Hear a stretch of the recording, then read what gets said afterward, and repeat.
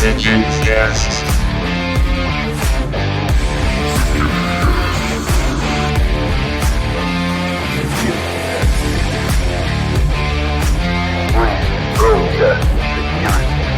A opinião dos nossos integrantes e convidados não reflete necessariamente a opinião do SecurityCast.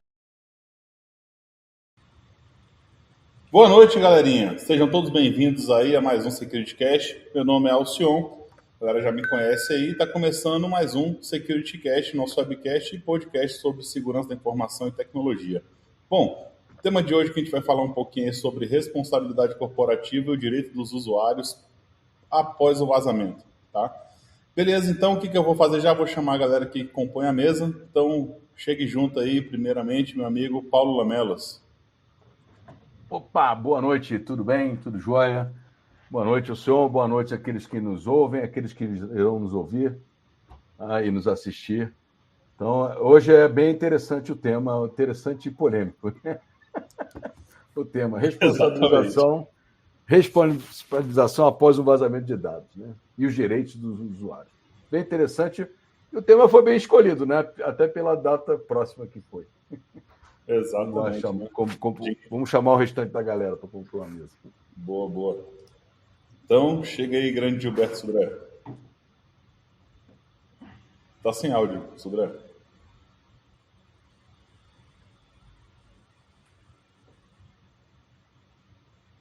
Agora sim. Áudio? Boa. Beleza. Tinha mutado antes. Beleza. Bom, boa noite, pessoal. Boa noite quem está nos assistindo, nos ouvindo, vai nos ouvir também. Boa noite, meus amigos aí, Alcion, Paulo Lamelas, e daqui a pouco o Martin vai estar por aqui também. O tema de hoje realmente é bastante polêmico, mas treta é vida, né? Então vamos em frente aí que temos que bater um papo aí bacana sobre isso aí, né? Bacana. Bom, sejam todos bem-vindos. Boa. A data aí que o Lamelas está comentando, né, já puxando a entrada do Martinelli aí, é do 28, né, de janeiro, que é o Dia Internacional da Proteção de Dados, aí para fazer referência para a galera. Mas bom, chamar aqui o Gustavo Martinelli. Martinelli, bem-vindo. Boa noite, pessoal, tudo bom? Obrigado aí por estar nos assistindo. Boa noite, Alcion, boa noite, Lamelas, boa noite, Gilberto. Vamos lá para mais um SecurityCast e eu já vou polemizar. Esse 28 de janeiro, da onde, gente? Assim, porque se for da lei de Hesse, até agora eu não achei esse dia não, hein? Não, rapaz, é a Convenção 108 do Conselho da Europa. Primeiro tratado internacional. É por causa do primeiro 1981, né? 1981. De ontem. 1981.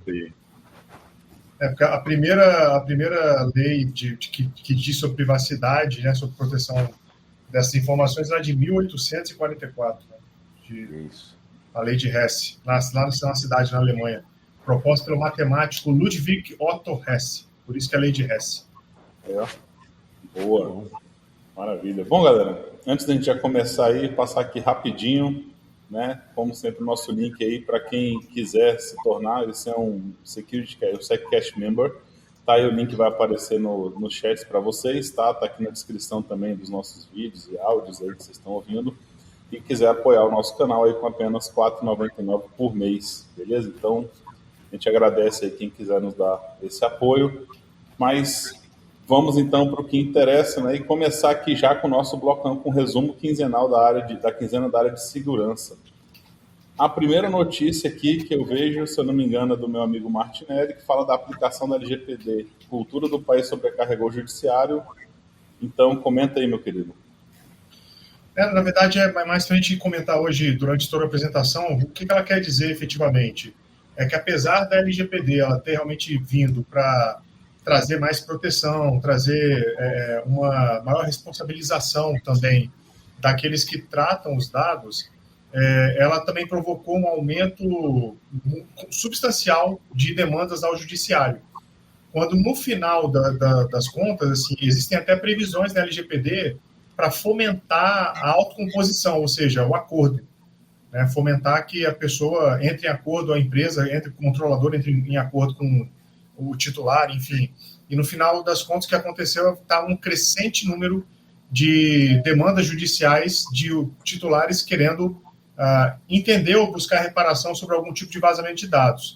Então, só para a gente ter algum tipo de numeração, depois a gente debate mais, em 2021 foram 274 ações, em 2022, 665, e aí em 2023, dobras, 1.206 ações, para buscar reparação por conta de vazamento com dados pessoais. Ou seja, é um número bem considerável de ações que chegam ao judiciário de uma matéria que ela é nova, de certa forma, embora o direito à reparação não seja um direito novo, a LGPD é um direito novo. E aí tem uma sistemática inteira de comprovação dentro da lei. Não é só alegar, gente, vamos lembrar disso, não é só alegar, né? Pode nem ter uma relação de consumo entre você e a empresa e você não ter o Código de Defesa do Consumidor para te defender, digamos assim, ou para melhorar a sua situação. Então, é realmente interessante trazer essa análise para a gente trazer um pouco de cautela para entender, que eu acho que a gente vai debater aqui da onde que o dado vazou. Né? Aí o Gilberto também pode ajudar com a parte de perícia, né? Se da onde que o dado veio da onde, né? Assim, da onde que vem, a gente pode falar, o Lamelas. Lembrei também daquele negócio que você demonstrou uma vez no Maltego, cara, que você conseguiu, exatamente, você conseguiu achar da onde que veio, da onde que estava o dado lá. Então, assim, tem bastante coisa para a gente poder analisar isso e mais, assim, chamar a uma questão do advogado, né, que agora está começando a entender de print screen, está começando a entender de log, agora daqui a pouco o cara está até usando o Maltego para poder produzir prova, né? Maravilha, está começando a melhorar. Boa. Então já vou aqui para a segunda notícia, também já ancorado que você trouxe, né, do MPF, né, que pede ao Serasa que seja multado por 200 milhões por vazamento de dados, é isso? Essa é outra notícia que embasou também, né, essa primeira notícia. Tudo do site do Migalhas, tá, pessoal? migalhas.com.br é um site muito bom de notícias jurídicas. O Ministério Público Federal ele pediu que o Serasa seja multado em 200 milhões por vazamento de dados. É uma multa razoável, digamos assim, né? E é uma multa do MPF, digamos, o Ministério Público Federal, que está pedindo para isso acontecer. Ou seja, a gente ainda pode ter uma análise da NPD, a gente ainda pode, né, assim, os PROCONs estaduais, pode ter uma série de coisas que podem acontecer via somar esse valor, né?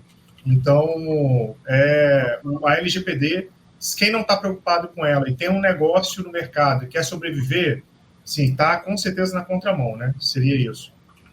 Muito obrigado, Ricardo. Grande, como sempre, Ricardão aí com a gente. Valeu por estar junto aí, meu querido. Boa, teve também a galera chegando aqui, o Mário Nunes também, deu uma boa noite aí pra gente, pra galera. O Paulo Henrique também, bem-vindo aí, galera. E como sempre, nosso amigo bem maluco tá sempre por aí também. Boa. Beleza. Vamos para a próxima aqui então. Vou puxar aqui. Essa aqui, se eu não me engano, do Lamelas, né? JP Morgan desgastar 15 bilhões ao ano para combater o cybercrime.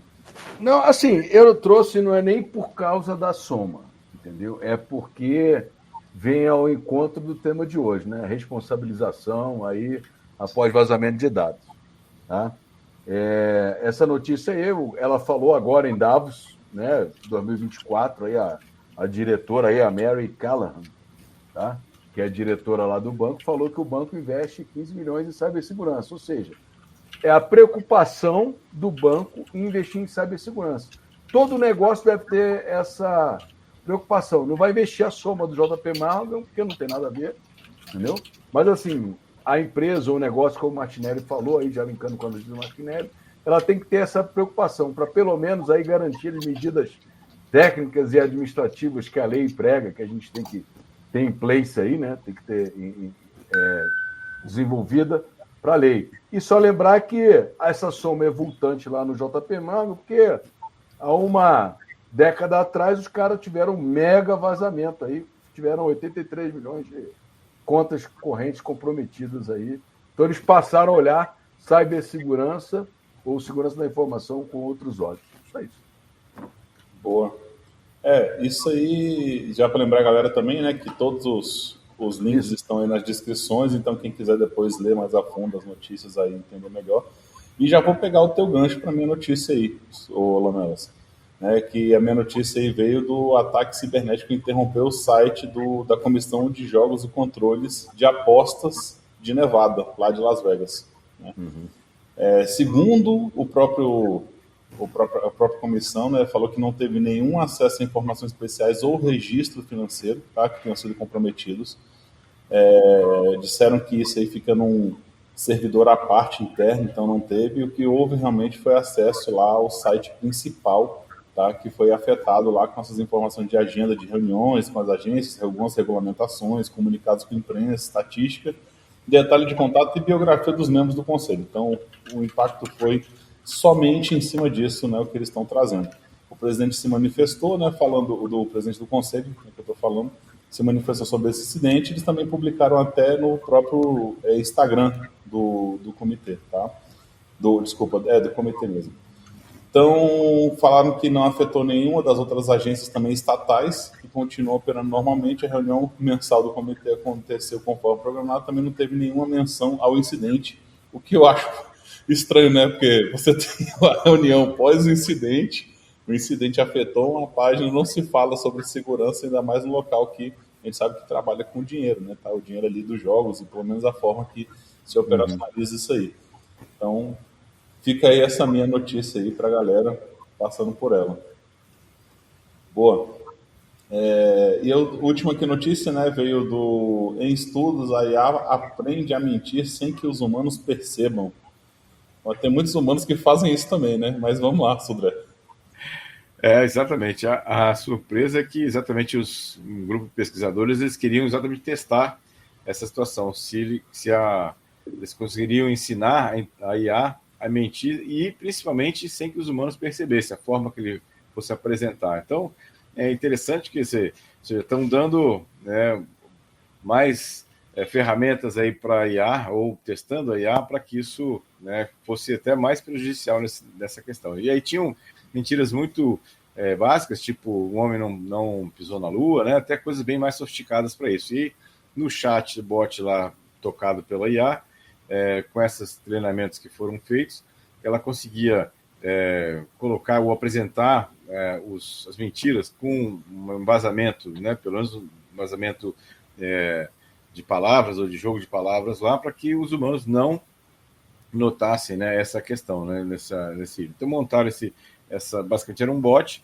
para testar se isso poderia ser verdade nessa questão. E aí isso vai, obviamente, que agora desmembrar em algumas pesquisas exatamente para poder, já que você conseguiu ensinar ela a mentir, então vamos entender como identificar que ela está mentindo nesse caso. Então essa é uma questão bem interessante. E aí o interessante é que os pesquisadores falam que a mentira, quando confrontada, né, a IA conseguia até dar um migué lá, se esquivar e tentar manipular para que as coisas fossem mais palatáveis, né? A mentira fosse um pouco mais palatável. Então, mesmo na questão de simulação, a IA conseguia, né, sair pela tangente lá, quando confrontada diretamente. Então, veja que é um negócio perigoso, né? Ou seja, bastante perigoso aí nesse item. Pô, você foi falando aí sobre essa questão da mentira, né? Você falou, o homem não pisou na lua, né? A terra é plana. E são verdades para algumas pessoas, às vezes, né? Não é nenhuma mentira, depende de quem está alimentando a IA. Mas eu não vou entrar nessa polêmica aqui agora, não. Vou só deixar aí. Acho melhor não. Boa. Bom, galera, vamos então para o nosso bloco, né? O próximo bloco é o assunto da noite. Vamos entrar já a fundo aí. Bom, qual que é o nosso assunto, né? Então a gente vai falar sobre essa responsabilidade corporativa e os direitos dos usuários após o vazamento. A gente falou aqui de alguns vazamentos, né? A gente falou de até alguns incidentes que não houveram vazamentos. A gente já deu alguns exemplos em vários outros webcasts. E a gente discutindo ali qual que poderia ser um tema interessante. É um tema que é amplamente discutido e cada um tem sua verdade, né? Cada um tem sua vertente, até talvez por falta de insumo baseado em LGPD, baseado em outros tipos de... como é que eu posso falar? De legislações ou até falta, né, de informações que apoiem realmente a você operar. Eu estava até discutindo um pouco antes aqui com o Lamelas. A gente fala assim, tem coisas que são genéricas na LGPD, você tem que ter um controle interno ali para apresentar que existe ali uma proteção de dados pessoais. Você faz uma política de proteção de dados pessoais, não significa efetivamente que você está realmente protegido, mas é um controle, então você está seguindo o que a lei está pedindo. Bom, talvez não seja realmente a melhor opção. Mas entra nesse assunto. Então, interessante é saber realmente, né, até onde vai a responsabilidade da empresa, né, até que momento, né, o usuário tem direito e que direito ele tem ali, né, como esse da própria multa que o MPF está trazendo ali. Eu acho que foi uma deixa bem legal para a gente talvez começar. E eu queria jogar aí para os amigos, né? Responsabilização da empresa, né? Como é que a gente pode pensar nessa responsabilização, talvez um parâmetro que a gente possa fazer aqui para a gente já começar a discussão? Eu vou interromper o Gustavo Martinelli, que ele vai dar uma aula agora de penalização. Eu só vou falar só para jogar um pouco de lenha, porque é o seguinte, na minha visão, entendeu? Depende do papel da empresa na relação da proteção de dados. Porque você tem o papel de operador, e isso, muita gente no início confundiu isso achando que era uma pessoa, mas não, isso é empresa. Então, assim, você tem papel de operador, papel de controlador, papel de co-controlador. O co-controlador, o nome já diz, a responsabilidade, a bola é dividida entre as duas empresas. O controlador, ele é o responsável, e o operador, ele tem responsabilidade, mas a responsabilidade dele é limitada, porque ele tem que operar os dados, tem que tratar os dados conforme a orientação do controlador. Mas isso aí, essa bola toda que eu abri aí, foi só para o Martinelli poder explorar bastante essas três situações aí. E eu tenho também a parte do, além dele, o subprocessador, né? Isso, Seria o suboperador, né? Que na GDPR é processor, né? Por isso que a gente fala subprocessador. A questão toda que a gente traz, pegando até esse gancho do que acontece com a empresa que vem a público desmente o vazamento que efetivamente ocorreu. Que essa conduta é considerada agravante? Muito agravante. Inclusive a LGPD, na hora a multa, ela não tem um valor pronto. Ela tem um sistema de gradação ali. E é levado em consideração, por exemplo, a boa-fé do infrator e a cooperação do infrator, para você poder chegar num valor para poder dar a multa, né? Então, se a empresa faz isso, primeiro que ela está mostrando, assim, má fé, literalmente, se isso foi proposital, né, doloso, assim, é má fé, indiscutivelmente. E outro ponto é que ela está demonstrando que ela sequer sabe o que acontece no ambiente dela. Né? Se ela até falar assim, não, foi um equívoco, não, desculpa, eu falei que não foi, mas foi, eu não sabia. Nem ela sabe. Falar de data mapping, falar de mapeamento de dados, nem existe na empresa, não tem ideia de onde o dado entra, quando o dado é processado, para onde ele vai, e se ele é apagado. Então, assim, muito pior nesse caso. Tá? Agora, olhando para isso, a LGPD trouxe realmente uma grande responsabilização. Ela realmente veio colocar... Porque, assim, gente, consentimento, dá um Ctrl+F lá no Marco Civil da Internet. O Marco Civil da Internet já fala de consentimento. Agora, por que não aconteceu nada em um monte de legislação, consumidor, Marco Civil, Constituição, todo mundo já fala de proteção de dados? Por que agora, né, essa lei veio preocupar? Primeiro porque é uma iniciativa alienígena, né, de outro país, ou seja, você tem, se você quiser manter relação comercial com determinadas nações, você tem que ter uma legislação análoga. Então, essa legislação veio e vai pegar.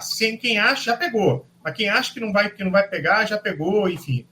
A outra questão é, você tendo essa necessidade por conta de parceria comercial, você tem uma questão de compliance muito forte, e então vai ter uma cobrança muito forte também da autoridade nacional, de que ela atue, e ela vai aplicar multa, inevitavelmente. E aí, mais uma coisa que eu queria lembrar aqui, não é só a NPD, eu tenho o Ministério Público Federal e Estadual, né? Então são os Ministérios Federais e Estaduais, o Federal e Estadual, o Ministério Público do Trabalho, o PROCON, sindicatos, associações privadas, tem a Associação Brasileira da Proteção de Dados. Ela também pode propor ação, Tribunal de Contas do Estado e da União e o próprio titular de dados pessoais. Né? Então, olha o tanto de autores de ações judiciais que eu posso ter quando ocorre um vazamento. É um grande passivo jurídico para a sua empresa, né? Para a empresa que se colocar nessa situação. Tá? Então, nesse ponto, a gente tem que analisar que daquelas ações, a gente está falando a maioria ali pelo titular. Imagina se todo mundo resolve, né, pegar aí. A gente sabe que um tempo atrás houveram vários vazamentos de exames médicos, vazamentos de laboratório.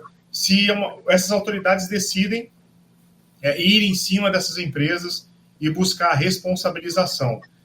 Lembrando que a gente tem questões também de direitos difusos e coletivos, que é o Ministério Público que puxa essa prerrogativa, né, que ele pode defender uma coletividade, independente de quem seja, enfim, uma série de coisas que a gente tem que são muito arriscadas aí de se deixar isso da LGPD, sem você efetivamente trazer essa proteção para a sua empresa, tanto jurídica quanto tecnológica.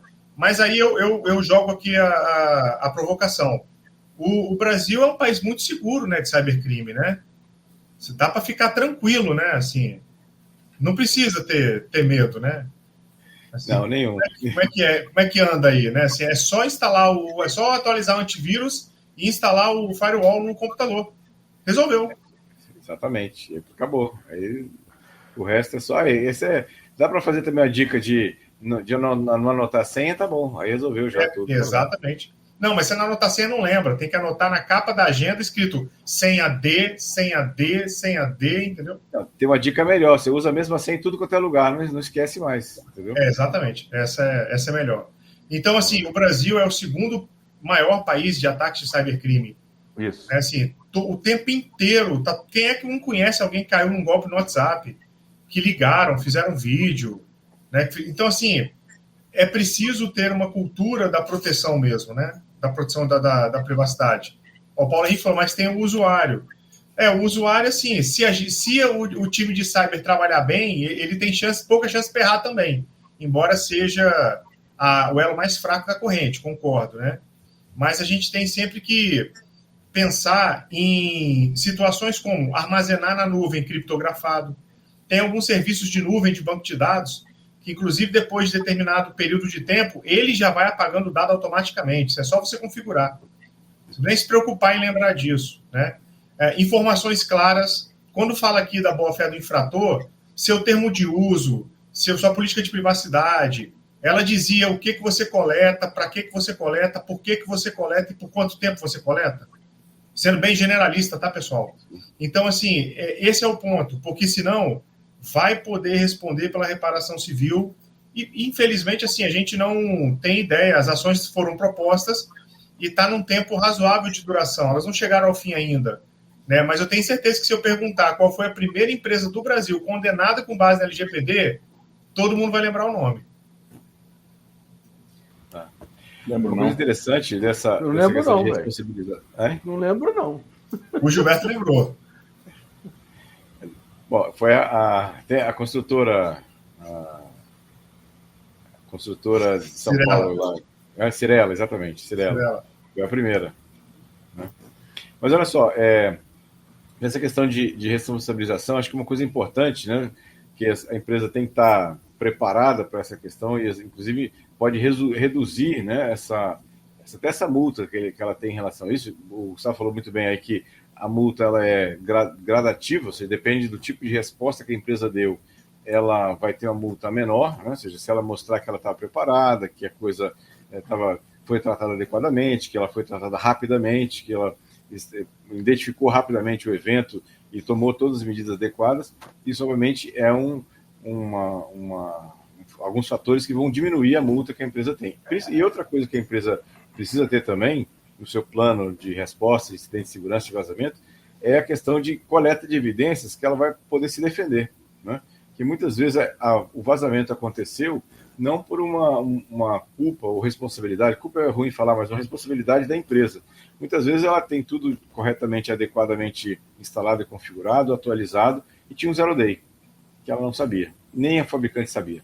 E aí ela vai se defender falando assim, olha, eu fiz tudo que estava ao meu alcance, tudo bem, eu tenho uma parte de responsabilidade no processo, porque eu processo os dados, eu manipulo os dados, mas isso aqui eu não tinha como resolver, porque nem o fabricante daquele software que me forneceu o software também sabia dessa falha. Então, mas para ela conseguir provar isso na justiça, ela tem que, no processo de resposta de segurança, coletar as evidências adequadamente, tecnicamente, para que isso sirva de base para uma defesa judicial, né, ou jurídica mais à frente, nesse caso. Então, acho que é uma questão importante a gente também pensar sobre isso, né? É porque essa parte de responsabilização bate bem aí. O que eu consigo provar para quem está me auditando ou para quem vai fazer a investigação que eu tomei?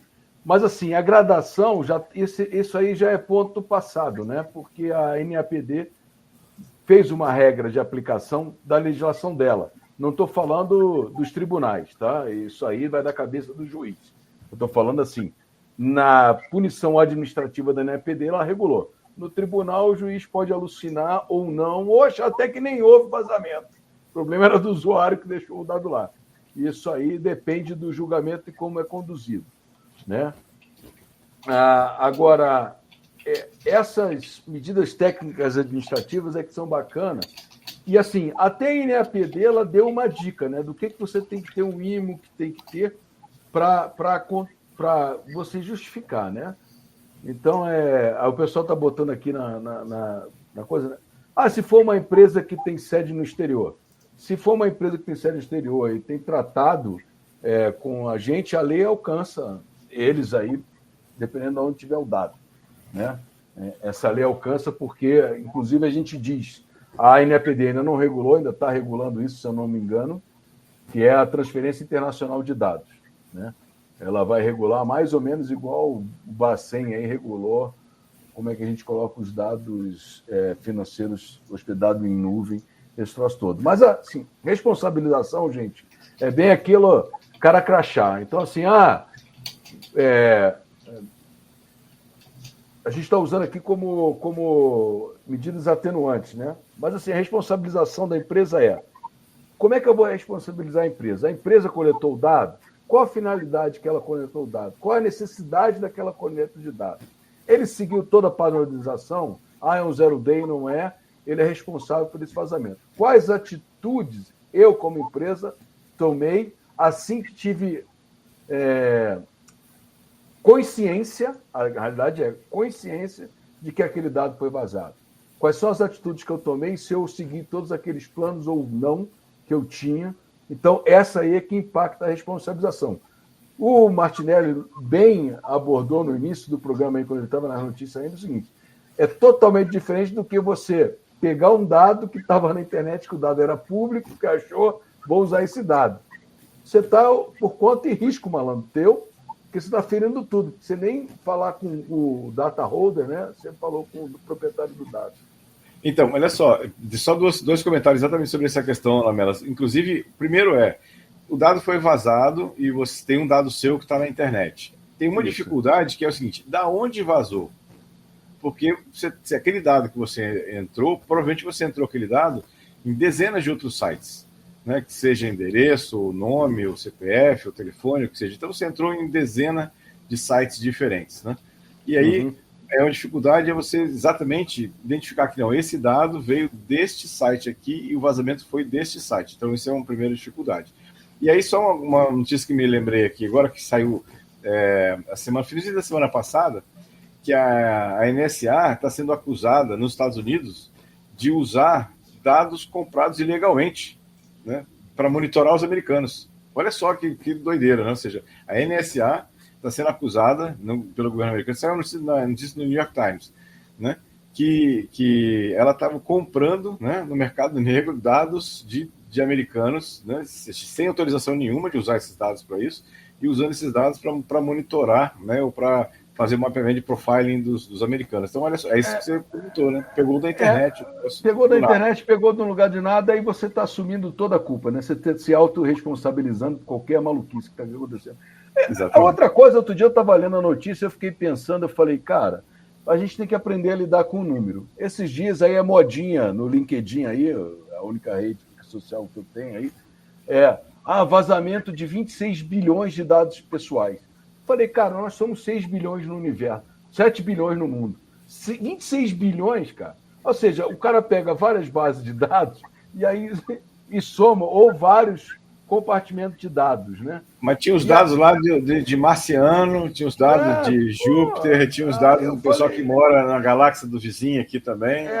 Aí eu falei, o cara então o cara está colocando o seguinte, não, meu nome e sobrenome são 2 dados. Né? Por minha idade, um terceiro dado. Aí, se eu tenho todo o cadastro de pessoa física, aí são 10 itens, aí não. Então tá, para cada milhão de pessoas, eu tenho, na realidade, 10 milhões de dados vazados. Aí tudo bem, entendeu? Mas, assim, essa conta que eu fiquei Mas eu acho que é isso, Lamelas. Assim, é seu nome, sua idade, seu CPF, sua biometria. Eu acho que vai mais por aí, cara. Assim, dado pessoal é interessante, né? Porque só o nome, a não ser que você tenha um nome específico, né? Eu já fiz uma brincadeira aqui já uma vez dentro do programa, porque é o seguinte, só o nome é um dado pessoal. Mas se eu não conseguir relacionar ele com ninguém, ele é um dado. Ele é um nome apenas. É que nem a gente comentou no último Security Cast, que é de impressão digital, que tem coincidência de impressão digitais, né? Então você identifica você, mas identifica não só você, com outras pessoas também, né? E tem também, só para falar, a questão desses vários dados ali que tem, também porque são contas fakes que tem em redes sociais, né? E não são correlacionadas. Então, cada conta, tipo assim, 1 bilhão no Facebook, com certeza não é 1 bilhão de pessoas que está ali dentro, né? Ele tem bem menos pessoas com vários perfis ali que estão tocando. Então, tem muito disso também. O Mário Nunes colocou aqui, né, que é a compilação de vários bancos de dados. Eu entendo isso, mas é porque às vezes você pega um link ali falso e aí você tem vários perfis falsos que na realidade não é uma pessoa, não é nada, é um próximo. Mas a gente está falando de vazamento de dados. A gente tem que lembrar de outra coisa. O não cumprimento de algumas questões da legislação também implica em multa. Né? Então, eu pedi para o Alcione colocar no comentário do vídeo para vocês. Um site já é bastante conhecido de todo mundo, é o GDPR Enforcement Tracker, onde ele fala que isso é o somatório das multas, né, de quando a gente começou a aplicar a GDPR pelo não cumprimento dos direitos do titular. O titular pode fazer uma série de pedidos para a empresa para saber dos dados dele. Então, isso soma 98 milhões e 358 mil euros em 193 multas. Gente, faz a conta. É quase 2 milhões por multa. É um valor, assim, 2 milhões e muito, né? Assim, é um valor exorbitante, sabe? Por multa, lógico, é uma conta média, né? Então, imagina, não é só vazar. Mas a empresa nunca sofreu vazamento.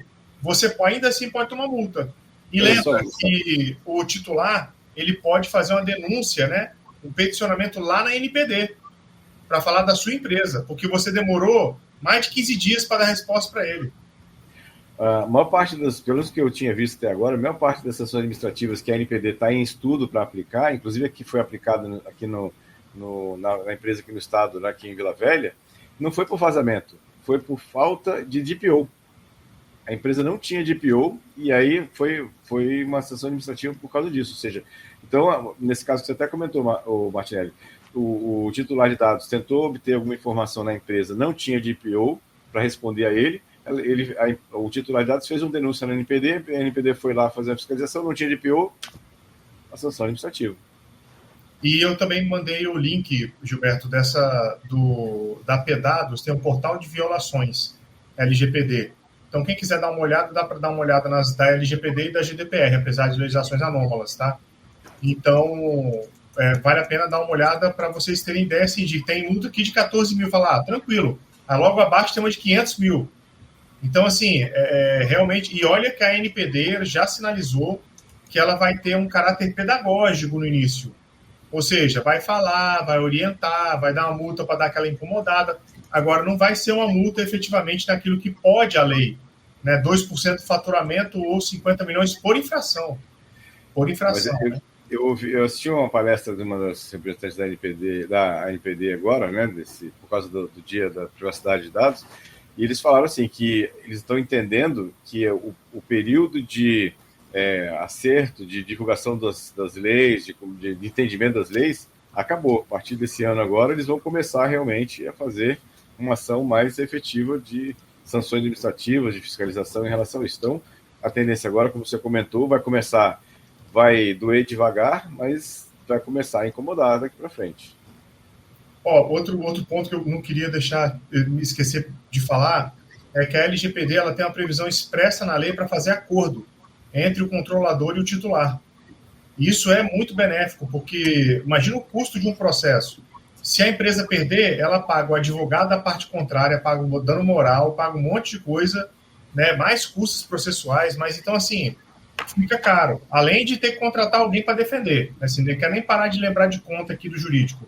Mas é o parágrafo 7º do artigo 52, eu vou pedir licença para ler, Fala o seguinte: os vazamentos individuais ou acessos não autorizados de que trata o caput, né, do 52, o caput do artigo 46, desculpa, desta lei, poderão ser objeto de conciliação direta entre o controlador e o titular. E caso não haja acordo, o controlador estará sujeito à aplicação das penalidades que trata esse artigo.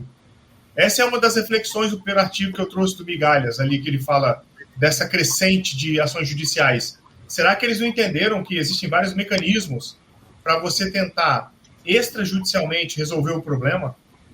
Ou as empresas realmente não estão querendo, né? Ou os titulares estão exigindo um unicórnio dourado, alguma coisa assim para fazer acordo, né? Então, o que seria isso, né? Eu tenho um questionamento aqui, né? Aquela famosa frase, né? No logs, no crime. Chega lá, a minha empresa ela sofre realmente um vazamento de dados lá, digamos que seja essa do Serasa, 200 vou falar menor, né? Porque se desse tamanho só provavelmente seria o Serasa. Mas enfim, sofre um vazamento de dados ali. E eu falo que não teve, né? Não teve, acabou, manda algumas provas ali que eu posso produzir, né? Provas falsas, eu estou falando com a má fé mesmo.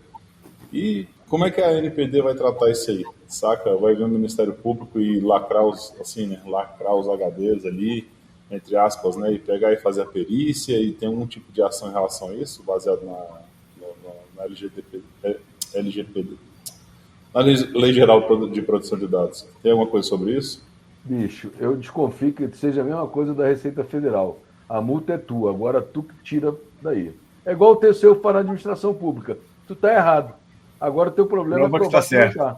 Isso. Prova que tá certo.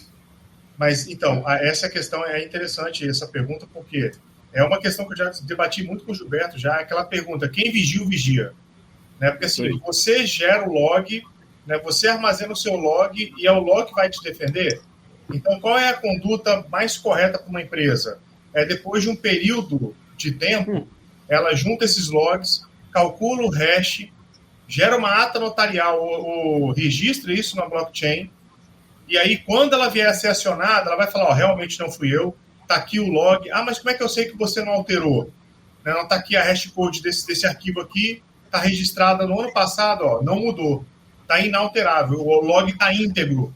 Né? Então, ele vai poder ser questionado pela polícia, vai poder ser questionado pela parte contrária, e ele vai continuar falando: está aqui o log, não fui eu. Né? Agora, se o log é aquele arquivozinho que está lá na HT, TXT, que você confia, vai lembrar disso, vai pedir para o cara copiar e colar num pendrive para você colocar no processo como anexo, aí realmente fica difícil, porque você se vulnerabiliza nesse ponto. Então, assim, quase nenhuma empresa tem essa conduta, né, Gilberto? Gilberto vira print screen de tela de WhatsApp, né? Ou seja, você vira print screen de tela de WhatsApp. Você fez o print screen da tela, e aí aquilo é verdade? Foi manipulado? Foi editado? Sei lá. Então, realmente, se você não tem uma base que para garantir que o log está íntegro, né? É bem complicado isso. Entendi. O problema é esse. Não tem investigação. Não tem investigação. Eu vou entrar na empresa e vou investigar. Tá? É porque realmente, né, tudo isso aí que a gente falou pode ser burlado, né? Isso aqui não é para ser uma live de como burlar, mas, cara, eu vou lá, arranco todos os logs de invasão, faço o registro do hash do log, depois tudo conforme você falou, o Martinelli, e registro de todas as formas. Depois vem o Ministério Público, enfim, vem a Agência Nacional, quem foi, eu mostro para ele que estava assim registrado, cara. Provei novamente, entre aspas, que não teve nada, né? Aí, assim, vamos lá agora para a volta, né? Para a tréplica. Eles pegam o seu servidor, periciam e veem que você alterou o log antes de registrar. Então, tem que tomar muito cuidado com essas situações, entende? Sim. Lógico, mas está tudo na nuvem, está na AWS, não sei, eu estou só falando assim, tem que tomar cuidado com isso para a gente poder, assim, essa é a solução. É só você prova contra você mesmo. Novamente, eu não estou falando aqui que tem que ser feito, ou eu estou talvez questionando formas de empresas que vão usar para burlar, porque no final das contas, o final disso tudo, essa provocação que eu estava fazendo, aí os controles, né? Porque se você quer a aplicabilidade de multa dessa, tem um controle. A Receita Federal tem. A empresa emite nota, uma recebe, tem acesso à conta bancária. Você consegue fazer uma auditoria ali no geral daquelas pessoas ali que tem. Cada vez está apertando mais o cerco, né? Será que tem mesmo? Integração com Detran. Hoje está, né? Integração com Detran, negócio de compra e venda de carro. Está começando. Se pagou com cartão de crédito, tem a trilha do cartão de crédito que você pode auditar também, ou seja, então... Mas é lógico, né? Pagou em dinheiro, acabou a rastreabilidade, não tem registro, pagou. Então, eu estou querendo chegar nisso, né? Tem até que ponto vai ter que se registrar, assim, empresas que têm um negócio que é muito mais focado em, por exemplo, Serasa, né? Que trabalha e vende dados, né? Empresas que têm dados ali que são realmente, por exemplo, hospitais, né? Que sabe que são dados críticos, né? Não vou dizer nem que é o dado pessoal PII, eu quero falar assim, dado crítico mesmo, que é da saúde da pessoa. E então, olhando isso tudo, assim, eu acho que talvez o controle deveria ser um pouco mais rígido, né? Já que se quer cobrar multa cara, vamos controlar também mais. Aí a gente tem que observar o seguinte: quais empresas desses segmentos que você comentou, senhor, fazem isso? Né? Isso que eu ia falar. Qual a empresa que vai falar o seguinte: eu tenho um log aqui, eu guardo o log de 60 dias. Depois eu tiro do servidor, antes faço um backup e aí faço backup não, né? Faço o hash, registro, boto os troços em Bitcoin. Assim, não é...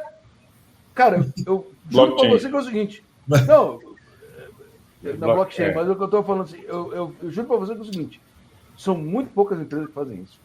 Dá para contar. Não, cara, você. Eu estou rindo porque ata notarial ainda vai. Você falou blockchain que você nem sabe o que é isso, cara. Não, exatamente. Eu vou chegar melhor. Quais hospitais que você conhece que investem em segurança tão forte? Exemplo tirado só Albert Einstein depois do que aconteceu. Mas salvo isso, cara, você não ouve hospitais assim. Talvez aí a Rede Fleury agora deve estar procurando. Rede Fleury melhorou realmente, né? Mas você chega depois dos dois eventos, né?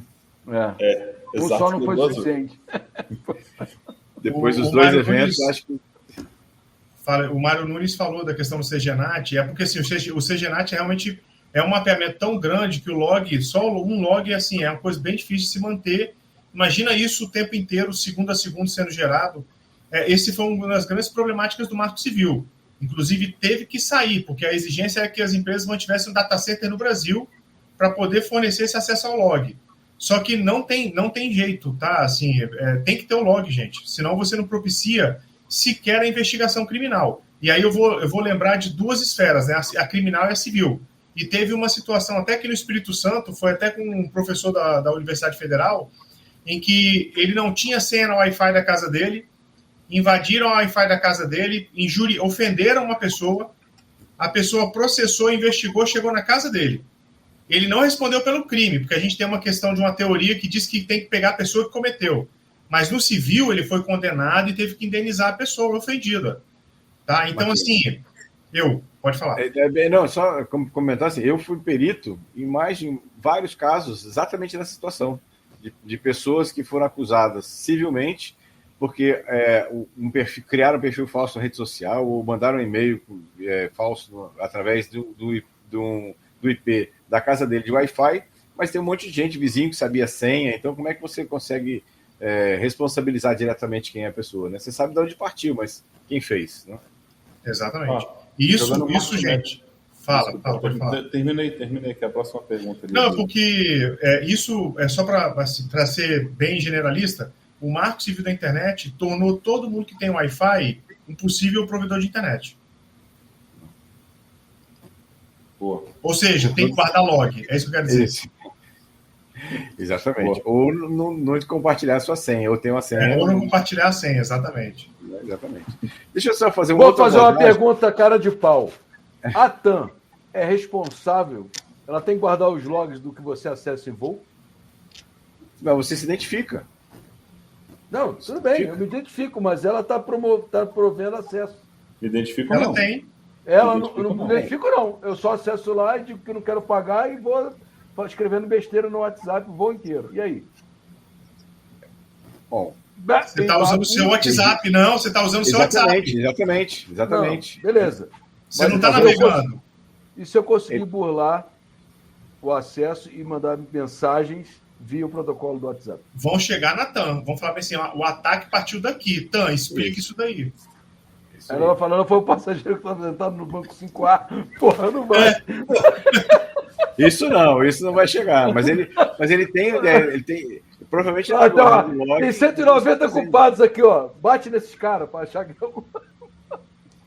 Mas ele tá fazendo profiling de você. Qual foi a rede social que você acessou, qual foi o perfil que você acessou, qual foi o WhatsApp que você estava navegando.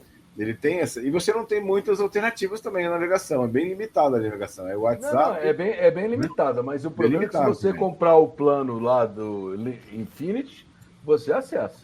Exatamente, mas aí ele identificou você. Se você comprar, identifica. Aí se você comprou, identifica. Tem que ter o cartão de crédito, nome, senha e tal. Aí, mas ela viu a Melas agora, comprou com o cartão de outra pessoa, ela vai dificultar as coisas. Não vou dificultar as coisas, gente. Eu estou falando o seguinte. Se por acaso você burlar o acesso, que aquilo ali é um acesso, é isso que eu estou te falando. Aí é que eu tô, isso que eu gosto dessas aplicabilidades da lei, quando o nego vai explorando a lei, por causa disso. Aquela aeronave, ela tem que ter um receptáculo para guardar 5 anos de log de navegação. Da aeronave não, né? O provedor de satélite que atende a aeronave, né? E o provedor tem então, lá. Não, na verdade, ela contrata esse serviço de uma empresa, prestadora de serviço de provedor de internet via satélite. E aí a aeronave tem antena de satélite que faz essa navegação. Então, a empresa que eles contrataram deveria ter essa senha, esse log para isso. Então, deixa eu fazer uma outra abordagem diferente, né? Nessa questão de vazamento, que é... Gilberto, deixa eu só pegar um parênteses para a gente sair da situação de log. É porque estão falando muito 5 anos. O prazo do Marco Civil são 6 meses para o provedor de aplicação de internet ou 1 ano para o provedor de acesso. Aí o STJ tem um entendimento de que a guarda de logs deve seguir o prazo da prescrição da ação de reparação, que são 3 anos. Então, assim, a gente não chega nos 5 anos, tá? Assim, no máximo 3 ali, se você quiser ser muito... Né, os 5 anos, talvez, na situação da LGPD, aí não é todo log de acesso à aplicação, é na LGPD, ou seja, dados específicos, né, logs específicos, se estaria ali há 5 anos por questões trabalhistas, que o empregado tem 2 anos para entrar com a ação, mas ele pode recorrer até 5 anos anteriores, né? Então, você teria 5 anos aí. Mas, fora isso, sim, de pronto 5 anos, não é, tá? Não é. Não é, mas é o seguinte, ela tem outro troço que vai impactar nisso daí. Dependendo do tipo de contrato, você vai cair na norma do CONARC de armazenamento, que é o CONARC é o Conselho Nacional de Documentação. Tá? Então, o que acontece? Dependendo do documento que você está... Um contrato imobiliário é 30 anos, meu amigo. Você não pode pegar 5 anos e jogar no lixo. O consórcio, dependendo do plano que você fez, é tanto. E ali tem dado pessoal teu ali também. Então, assim, mas aí não é log, né? É armazenamento. É armazenamento de documento, de informação do dado. Entendeu? Mas não é log de acesso. Mas não é log de acesso. Não. Mas nessa questão de log, Martinelli, se não me engano, você pode fazer uma solicitação de guarda, né, além dos 6 meses. Você entrou no processo, né? Pode entrar com a solicitação. Eu não quero os dados ainda, mas eu falo para o provedor o seguinte: olha, esse dado aqui você não apaga, você guarda aí que mais à frente eu vou pedir para você. Né? A polícia faz muito isso, inclusive. Exatamente. Resumindo, agora, compra o cartão pré-pago de crédito, paga em Bitcoin, compra o Starlink, leva o Starlink para fazer a sua evasão dentro do avião, que vai ser mais fácil. Pronto. Resumindo. O problema é você entrar com o Starlink no avião, né? Mas tá bom, né? Aí é outro problema. Aí o cara vai mandar desligar, porque interfere no voo na hora do pouso e decolagem. Agora, eu queria só assim, colocar um outro sair um pouco dessa linha que estava conversando, sobre, nessa questão de vazamentos, a empresa pode fazer um seguro, né, com empresa de seguro nessa questão. E aí, como é que a empresa de seguro entra nessa história? Porque ela de alguma maneira, ela vai ser responsabilizada, ela vai pagar pelo dano que aconteceu. Então, isso é uma outra questão também, e algumas empresas estão tentando se precaver, né, fazendo a pólice de seguro para isso. Na verdade, elas estão só transferindo o risco do pagamento da conta, né? Porque a responsabilização continua para a empresa que vazou o dado, né? Não, exatamente. Só que as seguradoras, elas estão cada vez mais atentas a essa situação, porque como ela está dividindo o risco com a empresa, né? A pólice de seguro pode ficar bastante mais cara se a empresa de seguro olha e fala assim, não, essa empresa aqui não tem nada, ou então está muito ruim de segurança. Então eu vou cobrar mais, né, para isso, né? Ficou muito mais caro de um tempo para cá, inclusive, né? Por causa da raiva disso, né? Isso. Muito. Você quer fazer um assessment? Contrata uma empresa de seguro. Ela vai fazer um assessment de segurança, você vai ter um raio-x tudinho. E dependendo Exatamente. Exatamente. Eu tive acesso a algumas... Lamelas faz muito sentido, porque eu já pedi isso daí, chega um formulário que você fala, pô, já tem como é que fala? A anamnese, né? Já tem a anamnese toda aqui. Né? Quer fazer um acesso de graça, o cara te manda, aí tu, pô, não quero contratar o seguro não, filho. Eu tive acesso a uns formulários de assessment de segurança de seguradoras dos Estados Unidos, cara, que os caras só falta pedir a cor da sua meia, né? A cor da meia que você está usando no dia, né? Assim, né? É bem complicado. E você assinou aquele negócio, respondeu aquilo, e na hora que deu o incidente de segurança, aquilo que você escreveu não era aquilo que estava lá, dançou. É feio. É igual o seguro de carro, né? Até o pessoal, não sei se vocês sabem, mas até a cor do carro influencia no valor do seguro, porque tem carros que são mais chamativos pela cor, para ser roubado do que outros. Né? Então, rapaz, aliás, tu não faz seguro de Golfe no Rio de Janeiro. Você não faz seguro de Golfe no Rio de Janeiro. Carro diesel, vai fazer seguro de carro diesel, cara. Enfim. É isso, é a mesma coisa com as empresas, né? Se você não tiver realmente os controles de segurança, não ser verdadeiro no questionamento, na hora que forem cobrar ali, eles com certeza vão pedir os logs, né? Vão fazer a segunda auditoria do que aconteceu no incidente e você vai tomar a paulada também. Boa. Tem uma última pergunta aqui do XYZ, a gente não respondeu. Vou colocar aqui rapidinho, Martinelli, quem sabe faz ao vivo. Então fala assim, tem um deputado no estado dele que recolhe, pede currículo para dizer que vai encaminhar para a empresa para ajudar e que não consegue entregar. Aí dando continuidade na pergunta, quais são as responsabilidades legais da LGPD para essa pessoa, né, para esse deputado aí que está recolhendo esses currículos? Gente, primeiro assim, a gente tem que olhar a lei para ver se a lei se aplica a ele. Né? Ou seja, a gente tem as hipóteses de cabimento, assim, de incidência lá no início, tá? Então, seria, por exemplo, deixa eu só pegar aqui o artigo 3º, fala assim, a operação realizada, o tratamento realizado em território nacional, mas é realizado por pessoa natural, pessoa jurídica, de público ou privado, independente do meio, do país de sua sede ou país de esteja localizado os dados. Então, tratamento em território nacional, atividade de tratamento tem por objetivo a oferta ou fornecimento de bens e serviços. Acho que esse não é o caso, né? Sim, mas o tratamento de dados individualizados localizados em território nacional ou os dados, né, objeto do tratamento tenham sido coletados em território nacional. Via de regra, olhando por esse lado, a LGPD se aplicaria? Se aplicaria, mas assim, qual a vantagem que ele está oferindo com aqueles dados pessoais? Ele está processando, ele está armazenando, ele está cruzando dado, o que ele está fazendo? Né? Ele está pegando o currículo e está... Então, assim, dentro daquilo que ele se propõe a fazer, você poderia sim pedir explicações para ele do que aconteceu, para onde o currículo foi, cadê o seu currículo. Agora, de novo, assim, você não pode exigir direito de outra pessoa, né? Tá, mas cadê o currículo do fulano? É o fulano que tem que pedir. Você vai querer saber do seu, né?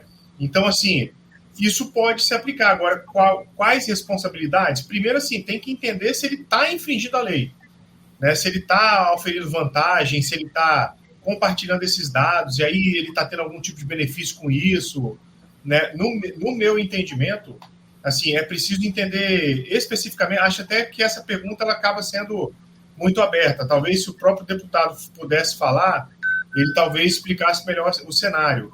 Mas, assim, tem que entender realmente, né, assim, o que ele está fazendo com esse currículo para ver o que ele faz, para saber aí, então, se a LGPD vai se aplicar a ele ou não, entendeu? Então, assim, é um pouco complicado, uma pergunta aberta, assim, a gente poder trabalhar esse tema, mas, se aplicaria? Isso, de novo, dependendo da situação, sim, pode se aplicar. O que pode acontecer? Se, de começo, é a pessoa que entregou o currículo exigir a informação. Agora, o consentimento tem que ser expresso, né? Ok, mas como é que você entregou esse currículo, entendeu? Assim, a pessoa foi lá, te exigiu, te pressionou, a pessoa, entendeu? E não existe consentimento tácito, gente. Eu sei disso, que é quando a mera liberalidade de você fornecer está consentindo, né? Não é essa a questão. A questão que eu estou falando é, mas é porque ele falou que ia arrumar emprego para mim. Opa, não é uma vantagem para você também? Então, assim, tem que se analisar muito criteriosamente essa questão, entendeu? Então, assim, eu falaria assim, a princípio se aplicaria, mas precisa entender o que está acontecendo e, principalmente, às vezes ele nem mantém esse currículo, ele leva para a empresa, nem sabe o nome do cara que ele indicou. Eu cria funcionário fantasma, faz rachadinha. Enfim, aí não sei, mas enfim. Entendeu? Então, assim, esse é o ponto. A gente precisa ter mais informações do que. Ah, tá coletando currículo e tal. Então, assim, tem que ver realmente o que está acontecendo com essa situação para poder dizer efetivamente que tipo de implicações a LGPD pode ter nesse sentido, tá? Boa. Bom, galera, vamos então passar para o nosso próximo bloco aí. Sei que a gente tem muita coisa para falar ainda, mas a discussão está entrando num negócio legal. Mas vamos para o nosso bloco de dicas de hoje. Então, vou puxar aqui logo para o meu amigo Martinelli, que já trouxe uma dica aí bacana para a galera. Começa aí, Martinelli. É uma dica, gente, que o professor Gilberto gosta muito, a dica do iPhone. Eu falei sobre isso no CBN sexta-feira, cara. Então, eu tô sexta-feira. Ô, senhor, põe o link dele aí da reportagem aí para o pessoal poder assistir. Mas é a atualização para o iOS 17.3, em que ele pode, talvez, quem sabe, coibir mais a questão dos furtos do aparelho celular. E aí, Gilberto, já que você comentou, comenta logo aí que você me economizei, vai. A ideia é muito boa, a ideia é muito legal. Na verdade, o que acontece é o seguinte, quando você usa a biometria, né, e ela falha por algumas vezes, ela acaba pedindo o PIN, né, que é um número de 4 dígitos que é fácil de muitas vezes você burlar. Né? E aí, com o PIN, na versão anterior, você conseguiria ter acesso a tudo que tem no aparelho. Né? E aí, o que no iOS 17.3 agora fizeram é que quando acontece a situação da biometria falhar, você pede o PIN, nem tudo está liberado pelo iPhone, ou seja, você não pode mexer na configuração, não pode entrar em alguns aplicativos, né? E você pode definir alguns locais que eles chamam de seguros, né? Então, na sua casa, se você está na sua casa, você tem essa função não funciona, mas se você vai está na rua, né?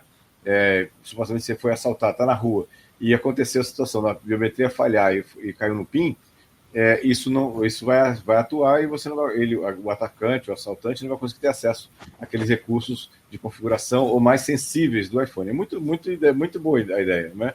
A ideia é bastante interessante. Bem interessante mesmo a ideia. Mas o governo tinha lançado há pouco tempo aí atrás também um software que faz isso. A ideia do governo é outra, que é uma ideia muito boa também, né? Assim, se bem que, assim, para mim, só comentando... Só não dá para ser beta tester, né? Não, a ideia do governo, assim, não precisava ter aplicativo. Na minha visão, não precisava ter aplicativo. É só isso. Poderia fazer a mesma coisa que está proposto lá, sem aplicativo. Por quê? Você vai lá no GovBR, cadastra seu celular, cadastra as pessoas que são confiáveis para você, e aí, quando tem um roubo, você comunica essas pessoas através do GovBR vão lá, avisam que o celular está roubado, e o governo avisa os bancos, avisa as empresas de e-commerce para bloquear aquela conta a partir daquele celular. Precisa de aplicativo para isso? Não precisa. Não. Né? Não precisa. Então, ou seja, a ideia é muito boa, agora o problema é a questão de como ela foi implementada. Me parece assim, que gerou um monte de desconfiança, com razão, né? De por que eu preciso botar um aplicativo no meu celular para fazer esse tipo de questão, né? Então é bem por aí. Realmente ficou bem estranho, né? O pessoal instalou um aplicativo e tiveram os beta testes aí, como o Martinelli puxou, a galera que realmente se bloqueou e brincou o telefone. E não tem rollback, né? Tipo, difícil de rollback. Né? Como é que vai fazer o rollback agora? Como é que desbloqueia? Foguete não dá ré. Foguete não dá ré. Eu fiquei pensando nisso também, como é que o cara desbloqueia, né? Não tem. Não, é complicado. Gente, é bem interessante isso. Cara, a Puxa dica... aí, eu vou puxar a dica aqui. A dica não está nem em reportagem nem nada. É o seguinte, a maioria dos vazamentos que tem, ou de coisa, é sempre por um roubo de senha. Né? E normalmente é um roubo de senha porque eu fui acessar um site, eu fui descuidado, eu não tenho alguma extensão instalada no meu navegador, ou então porque eu tenho a péssima mania, e assim, é péssima mania, eu sei que ter várias senhas e decorar várias senhas, por isso que tem um cofre de senha, eu já venho falando isso dele e do outro, mas assim, usar um senha pessoal vale a pena, porque primeiro o cofre de senha ele pode inventar as senhas e colocar as senhas para vocês e ficar armazenado ali, você só grava o site. E elas ficam criptografadas. Mas é porque a maioria das pessoas acaba gravando a senha no cache do navegador. E aí, quando você cai num site malicioso desse, numa campanha dessa de Redfish e outra coisa, você acaba fornecendo suas senhas gratuitamente aí nessas listas de vazamento. entendeu? Essa pergunta dele aqui é bem interessante, né, do Bem Maluco aqui, quando é que discutimos um tema de mercado de trabalho de CyberCib, né? A gente chegou a discutir, não mercado, né? A gente chegou a discutir formação, né? Mas é um bom tema também. Mas a minha dica é essa, não armazene a senha no navegador. Adotem um cofre de senha, por favor. Boa. Puxa isso, André. Boa. Bom, a minha dica, né, na verdade foi baseada num paper agora que saiu dos pesquisadores. Todo mundo fica preocupado em a sua câmera do celular, tanto frontal como traseira, né, que está coletando informações, né, está monitorando você e tudo mais. Sobre um grupo de pesquisadores lançou um paper, né, agora bem interessante, que eles conseguiram usar, o celular tem aquele sensor de luminosidade, né, que quando você está num lugar muito claro, ele acende mais claro a tela, e quando está num lugar mais escuro, ele fica mais escuro, né, para isso. Pois eles usaram o sensor de luminosidade, mais algumas informações de giroscópio do celular, e conseguiram um monte de informações do que você tecla, como você tecla, né, o que você está teclando no celular para isso. Então, ou seja, minha dica é, não fiquem preocupados só com a câmera, né? Fiquem preocupados também com o seu sensor de luminosidade, porque ele também pode estar espionando você. Boa. Isso não é minha dica, mas lembrou do pessoal falando das webcams de televisão, né? Não é tão comum aqui no Brasil, mas enfim, né? Já tem várias Smart TVs aqui que vem com webcam. Tem Smart TV que escuta áudio também, é a mesma coisa também. Eles estavam e acharam algumas vulnerabilidades, porque vários deles usam Android, né? E aí conseguia ver a câmera, abrir o áudio, como você falou, o webcam e por aí vai. Boa.